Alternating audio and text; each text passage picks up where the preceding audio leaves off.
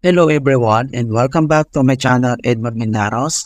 And for today's quick tutorial, and I'm going to show you guys on how to resolve if you're noticing Windows Explorer is using a high amount GPU or CPU usage on your Windows 11 or Windows 10 computer.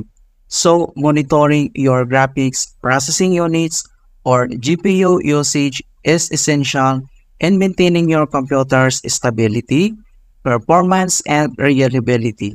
And you can optimize your PC's performance and avoid unexpected crashes and system instability. And without further ado, and let's go ahead. So, ang first solutions na pwede natin gawin is to close or open tabs in File Explorer. So, open lang natin yung File Explorer natin. And then, makikita nyo dito sa taas na may mga naka-open tabs. So, ang gagawin natin dito is to close or open tabs. So, gamitin natin yung keyboard shortcut na Ctrl+W para ma-close natin. Mas mabilis. Ganito siya.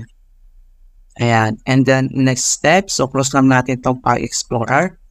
And then, dito lang sa search menu. And then, kailangan mo lang i-type dito yung device manager. And then, click mo lang itong open.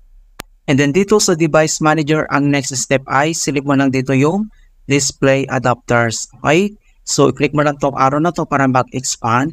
And then, ang kailangan natin gawin dito ay i-update tong kanyang graphics drivers. So, dito, select mo lang siya and then right-click. And then, select mo lang dito yung update driver. And then, pop up tong dalawang options na search automatically for drivers or browse my computer. So, select lang natin tong search automatically for drivers and then click lang natin yan and then wait natin. Ayan, so makikita mo dito na the best drivers for your device are already installed. Ayan, in hope na na-solve yung problem.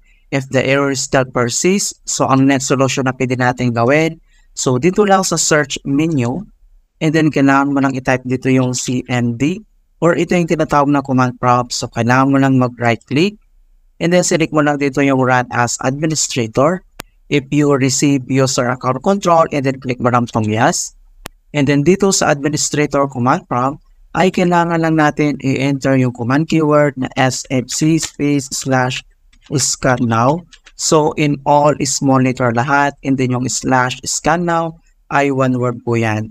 And then, press mo lang yung enter. At makikita mo na dito yung beginning system scan. This process will take some time. Beginning verifications, phase of system scan. So, kailangan lang natin hintayin na ma-complete yung verifications into 100%. Alright, so makikita mo na dito na verifications 100% complete.